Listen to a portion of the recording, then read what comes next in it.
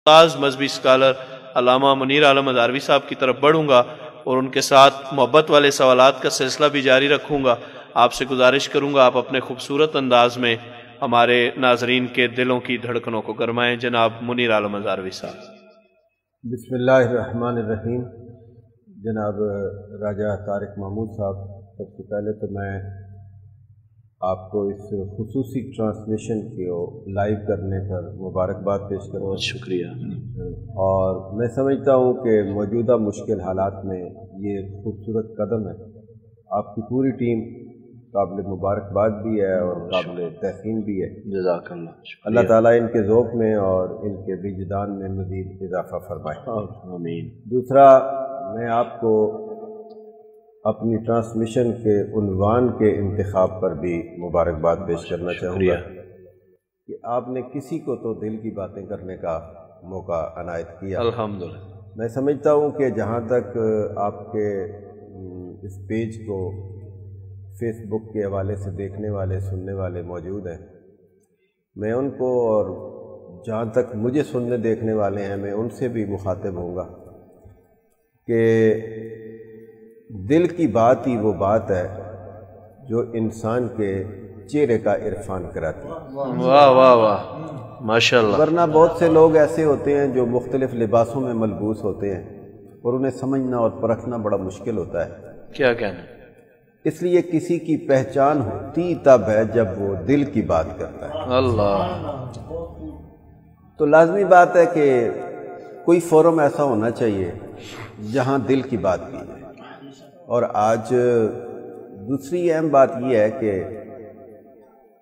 دل کی بات کے سامنے لانے کے لیے جس موقع کا آپ نے انتخاب کیا ہے وہ رمضان المبارک کی بابرکت ساتھ ہے۔ الحمدللہ۔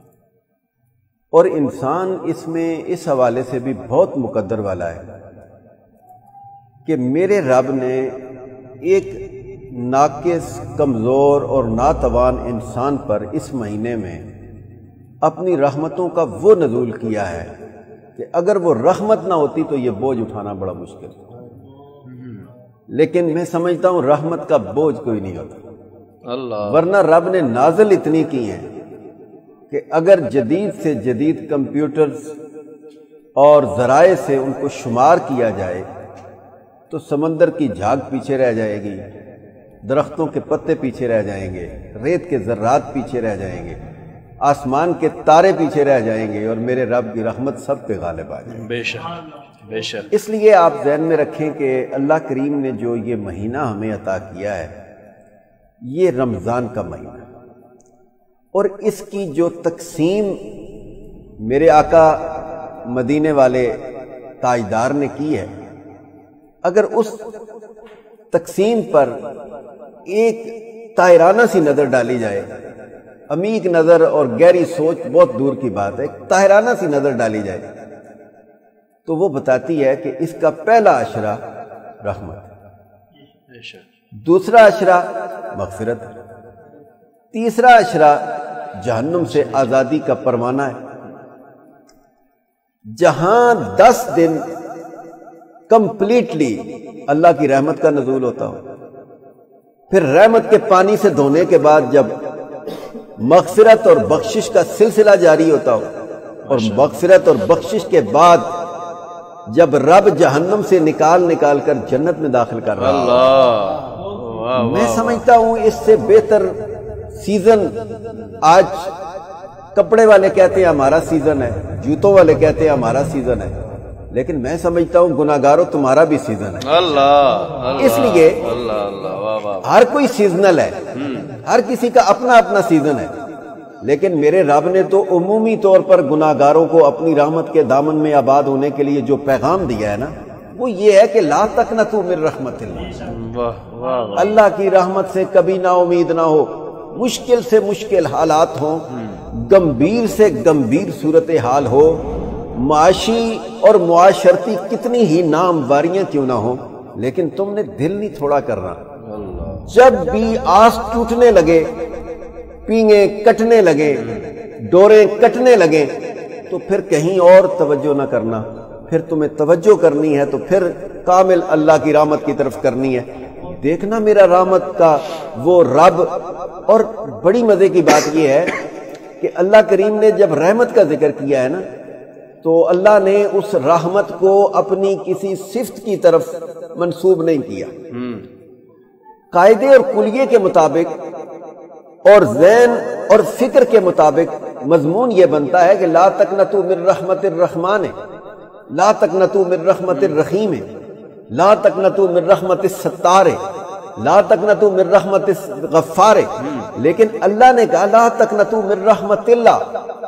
ایک تو ذہن میں یہ بات رکھیں کہ اگر کسی صفت کے ساتھ اللہ اپنی رحمت کو منسوب کرتا تو اس کی رحمت اس کی اس صفت تک محدود ہو کے رہ جاتی۔ ذاتی نام کا انتخاب کیا۔ رب نے کہا میں تمہیں کہتا ہوں اللہ کی رحمت سے نا امید نہ ہو، جو اللہ ہے نا وہ ستار بھی ہے، پر ضروری نہیں جو ستار ہے وہ اللہ بھی ہو۔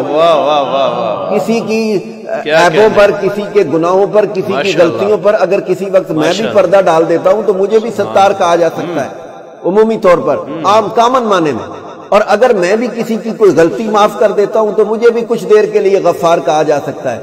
لیکن اللہ کہلوانا یہ اللہ ہی کی شان ہے، اس لیے رب نے فرمایا لا تقنطوا من رحمت اللہ، اللہ کی رحمت سے نا امید نہ ہو۔ اور رائے صاحب میں اس بات کی بھی وضاحت ضروری سمجھتا ہوں کہ اللہ نے یہ پیغام بہت بہت واضح دیا ہے کہ حالات کی سنگینی کا کبھی دھیان نہ رکھو، میری طرف کا دھیان رکھو، تمہیں یہ کامل میری طرف سے تمہارے لیے اعلان ہے کہ آؤ۔ اگر تم گلی کے سارے دروازے دیکھ آئے ہو بند ہیں، محلہ تمہیں پوچھنے کے لیے تیار نہیں، شہر تمہیں دھتکار رہا ہے، اور شاید تمہیں ناپسندیدہ شخصیت ہی کیوں نہ قرار دے رہا ہو، لیکن تم نے یہ نہیں دیکھنا کہ لوگ کیا کہہ رہے ہیں، تم نے دیکھنا ہے کہ میرے رب کی رحمت کیا کہہ رہی ہے۔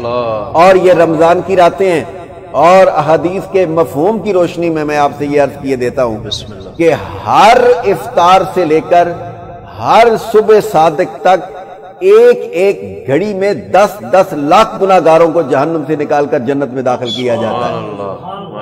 اور ہر رات میں میرا رب آسمان دنیا پر نزول اجلال فرماتا ہے۔ کیسے فرماتا ہے؟ میرے پاس کوئی ترکڑی ترازو نہیں ہے، میرے پاس کوئی پیمانہ نہیں ہے کہ وہ نزول اجلال کیسے فرماتا ہے، کیونکہ نزول اجلال کہا جا رہا ہے، جیسا اس کی شان کے لائق ہے ویسے وہ نزول اجلال فرماتا ہے۔ اور نزول اجلال فرما کر نا وہ کہتا ہے کوئی ہے رزق مانگنے والا آج دے دوں اس کو، کوئی ہے بخشش کا طلبگار کہ اس کی جھولی میں بخشش کی سوغات ڈال دی جائے، کوئی ہے اولاد کا خواستگار کہ اس کی جھولی میں اولاد جیسی نعمت اور رحمت ڈال دی جائے۔ اور بلکہ حدیث کے الفاظ تو یہاں تک ہیں کہ وہاں باؤنڈ بھی نہیں کیا گیا، رزق کا نام لیا گیا ہے، درازی عمر کا نام لیا گیا ہے، اور بخشش کا نام لیا گیا ہے، لیکن چیزیں تو بہت ساری اور بھی ایسی ہیں جو میری خواہش بھی ہو سکتی ہیں، آپ کی خواہش بھی ہو سکتی ہیں، اور ہمارے علی شیر حاکم کی بھی ہو سکتی ہیں، اور ارسلان مشتاق کی بھی ہو سکتی ہیں۔ وہ رب کے حبیب نے وہاں ان کی وضاحت نہیں کی، بلکہ یہ کہہ دیا آگے الفاظ اگر حدیث کی طرف اور کوئی حدیث کا طالب علم ہو تو وہاں یہ ہے کہ کوئی ہے یہ اور یہ اوپن، اللہ پہلے 3 چیزوں کا نام لے لیا گیا اور بعد میں اوپن چھوڑ دیا گیا۔ رب نے کہا خواہش لے کر آنا میرے دربار پر تمہارا کام ہے، تمہاری جولی میں تمہاری اپنی کرم نوازی سے ساری بھیک ڈال دینا میرا کام ہے۔ اور پھر دوسری سب سے اہم بات یہ ہے، چونکہ میں نے رمضان اور رحمت کے حوالے سے ذکر شروع کر دیا ہے، اب پتہ نہیں کہاں جا کے رکتی ہے، لیکن اتنا ضرور کہوں گا کہ میرے رب نے کہا ہے، دیکھیے پہلا اشرہ کیا ہے؟ رحمت، لا تقنطوا من رحمت اللہ۔ دوسرا اشرہ کیا ہے؟ مغفرت۔ آیت کا اگلا حصہ پڑھو، ان اللہ یغفر الذنوب جميعا۔ میرا رب کہتا ہے جب تم دامن رحمت میں آ کے آباد ہوگے نا تو اب تمہیں پریشان ہونے کی ضرورت نہیں ہے۔ اب تمہارے ساتھ پتہ ہے ہونے کیا چلا ہے؟ اب ہونے یہ چلا ہے کہ ان اللہ یغفر الذنوب جميعا، بے شک اللہ تمہارے سارے گناہوں کو معاف فرما دے گا۔ اور جو لوگ میرے بھائی عربی لینگویج کے ساتھ یا گرامیٹیکلی عربی کو جاننے والے لوگ ہیں وہ جانتے ہیں کہ ان اللہ یغفر الذنوب، ذنوب یہ جمع ہے، ذنب کی جمع ہے، اور آپ کی انگلش ہو اردو ہو اس میں جمع 2 سے شروع ہو جاتی ہے، لیکن ہماری عربی میں 2 سے نہیں شروع ہوتی، یہ 3 سے شروع ہوتی ہے. اس میں ایک صیغہ واحد کا ہوتا ہے, دوسرا تثنیہ کا ہوتا ہے, اور تیسرا جا کے جمع کا ہوتا ہے. میرے رب نے یہ نہیں کہا کہ ان اللہ یغفر الذنب, اللہ گناہ کو معاف کر دے گا. اللہ نے 2 گناہوں کی بھی بات نہیں کی. میرے رب نے کہا ان اللہ یغفر الذنوب.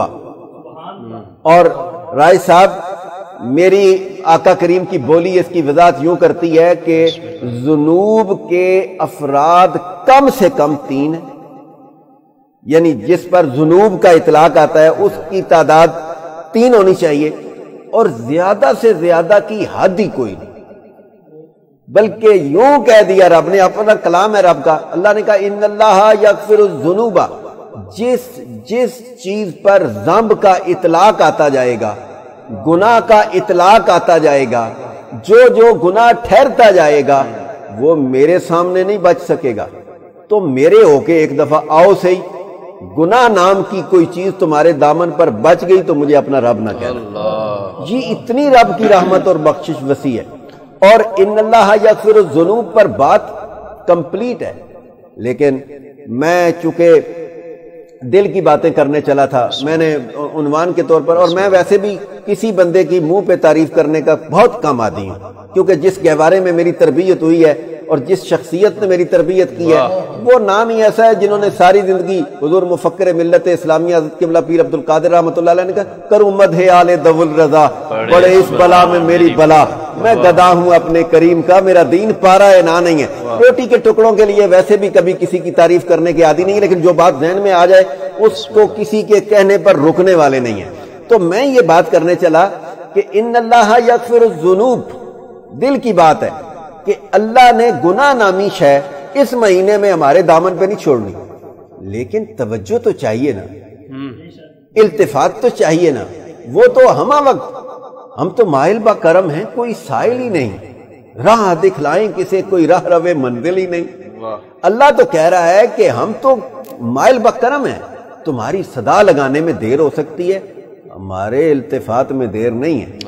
ہم نے یہ مہینہ سراپا رحمت اور سراپا بخشش بنایا ہے. لیکن ان اللہ یغفر الذنوب, ذنب کے کم سے کم افراد 3, زیادہ سے زیادہ کی کوئی تعداد نہیں. لیکن میرا ایک سوال ہے, اور جو عربی لینگویج کے حوالے سے جاننے والے, ان اللہ یغفر الذنوب جمیعا, میرا رب فرما رہا ہے ذنب کے بعد جمیعا. اور اگر میں اردو جاننے والے, پنجابی بولنے والے, ہند کو بولنے والے, سرائکی بولنے والوں کے لیے تھوڑا سا اس کو آسان کر کے ترجمے کو کرتا ہوں, میں تھوڑا سا اپنے انداز کو بدلوں گا, آپ کو خدا کے اس فرمان کا معنی سمجھ آ جائے گا. میرا رب فرما رہا ہے ان اللہ یغفر الذنوب جمیعا, بے شک اللہ تمہارے سارے گناہ معاف فرما دے. جمیعا, میں نے جمیعا کا معنی کیا ہے سمجھانے کے لیے اپنے لسنر اور ویورز کو. جمیعا سارے گناہ, ریت کے ذرے جتنا ہوا تب بھی, پہاڑ جتنا ہوا تب بھی, آسمان جتنا ہوا تب بھی.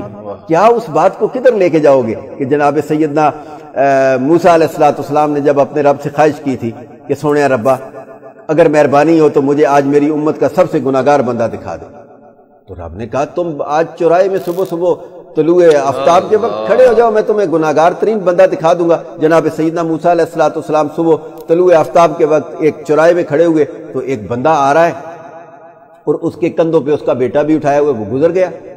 رب نے کہا بس دیکھ لیا؟ کہا جی ہاں میں نے دیکھ لیا, یہ سب سے بڑا گناہگار ہے. شام کو جناب سیدنا موسیٰ علیہ السلام کی پھر خواہش ہوئی, ان اللہ یغفر الذنوب جمیعا, سارے گناہ. اب امت کا سب سے بڑا گناہگار جناب موسیٰ علیہ السلام نے صبح کو دیکھا, دن کو خواہش ہوئی سونے ربا آج گناہگار دکھلائی, ذرا آج میری امت کا کوئی نیکوکار بھی, سب سے بڑا نیکوکار مجھے دکھا دے. رب نے کہا موسیٰ تیری میری بات ہی اپنی ہے, تو کلیم اللہ جو ہے, ہماری اور تمہاری باتیں تو چلتی رہتی ہیں. آج ایسے کرو, آج شام میں پھر اسی جگہ کھڑے ہو جاؤ, اور جو بندہ تمہیں شام میں پھر نظر آئے غروب آفتاب کے وقت, سمجھو وہ تمہاری امت کا سب سے بڑا نیکوکار ہے. جناب موسیٰ علیہ السلام وہاں کھڑے ہو گئے, دیکھا تو وہی شخص شام کو پلٹ کے جنگل سے آ رہا ہے, اس کے کندھوں پہ اسی طرح اس کا بیٹا بیٹھا ہوا ہے. جناب موسیٰ علیہ السلام نے دیکھا کہ یہ تو وہی شخص ہے, تو کہا مولا یہی؟ رب نے کہا ہاں یہی. کہا سونے ربا تیرے راز تو ہی جانے، لیکن بتا تو صحیح، صبح تو یہ گناہگار ترین تھا اور اس وقت نیکوکاروں میں سب سے اوپر، اتنا ویٹ بڑھ گیا۔ کہا موسیٰ معاملہ یہی تھا، جب یہ یہاں سے گزرا تو یہ گناہگار ترین تھا، لیکن جب نکلا نا جنگل کی طرف تو بیٹے نے کندھوں پہ بیٹھے ہوئے باپ سے کہا بیٹا ابا جان یہ جنگل کتنا بڑا ہے؟ انہوں نے کہا بیٹا بہت بڑا ہے۔ پھر بھی ابا جان کتنا بڑا ہے؟ یہ پہاڑوں سے بھی بڑا ہے۔ جب اس نے کہا پہاڑوں سے بڑا ہے تو بیٹے نے جٹ سے کہا ابا جان پہاڑوں سے بھی کوئی بڑی شے ہوتی ہے؟ اس نے کہا بچہ ہے، اس کے سوالوں کو اطمینان دیتے ہوئے اور اس کی طبیعت کو پورا اترتے ہوئے وقت لگے گا۔ اس نے کہا ہاں بیٹا اس سے بھی بڑی شے ہے۔ اس نے کہا اور کیا شے بڑی ہے؟ اس نے کہا بیٹا اس سے آسمان بڑا ہے۔ تو اس نے کہا ابا جان آسمان سے بھی کوئی بڑی شے؟ کہا ہاں اس سے بھی بڑی شے۔ اس نے کہا آسمان سے بڑی کیا شے ہے؟ اس نے کہا تیرے ابے کے گناہ آسمان سے بھی بڑے۔ تو بیٹا تھا، بچہ تھا، ضدی طبیعت ہوتی ہے، بچوں کی عادت ہوتی ہے والدین کے ساتھ ضد بازی کرنا اور پھر اپنے مقاصد بھی لے لینا اور پھر ساتھ پیار بھی گفٹ میں لے لینا، اپنا مطلب بھی لے لینا اور پیار میں اپنے گفٹ بھی ساتھ۔ اب نے کہا ابا تیرے گناہ اتنے زیادہ؟ نے کہا ہاں میرے گناہ آسمان سے بھی بڑے ہیں۔ اچھا تو ابا تیرے گناہوں سے بھی کوئی بڑی شے ہے؟ اللہ اکبر۔ یہ جملہ میں کہتا ہوں میں تھوڑا رک کے کہوں کیونکہ کوئی لسنر کوئی ویور میرا یہ جملہ سننے سے رہ نہ جائے، شاید میری بخشش کا سامان بھی یہی جملہ ہو جائے۔ تو کہا ابا تیرے گناہوں سے بھی بڑی کوئی چیز ہے؟ تو جھٹ سے اس کے باپ نے کہا ہاں پتر تیرے باپ کے گناہوں سے بھی بڑی ایک چیز ہے اور اسے کہتے ہیں تیرے رب کی رحمت۔ اللہ اکبر، تیرے رب کی رحمت۔ تو کہتے ہیں موسیٰ بس میرے اس گناہگار بندے کا یہ جملہ کہنا تھا نا۔ اب راج صاحب اس نے نماز تو نہیں پڑھی تھی، اس نے رات کو تہجد بھی تو نہیں پڑھے تھے، اور اس نے کوئی عبادات بھی تو بجا نہیں لائی تھی، کعبے کے حج کا موقع اور کسی زیارت پر بھی تو نہیں گیا تھا، اور کسی تبلیغی اجتماع میں اور کسی مجلس میں بھی تو وہ نہیں گیا تھا۔ بس اتنا کہہ گیا رب کی رحمت کہ بس رحمت خدا بہانہ نہیں جو ہے، خدا کی رحمت تو بہانے تلاش کرتی ہے۔ میرے رب نے موسیٰ سے کہا موسیٰ بس اتنی سی بات تھی، اس کا اپنے گناہوں سے بڑا میری رحمت کو قرار دینا، ادھر اس نے میری رحمت کا اقرار کیا، ادھر میں نے اس کے گناہوں کو نیکیوں میں تبدیل فرمایا۔ کیا کہنے، انتہائی آسن اور خوبصورت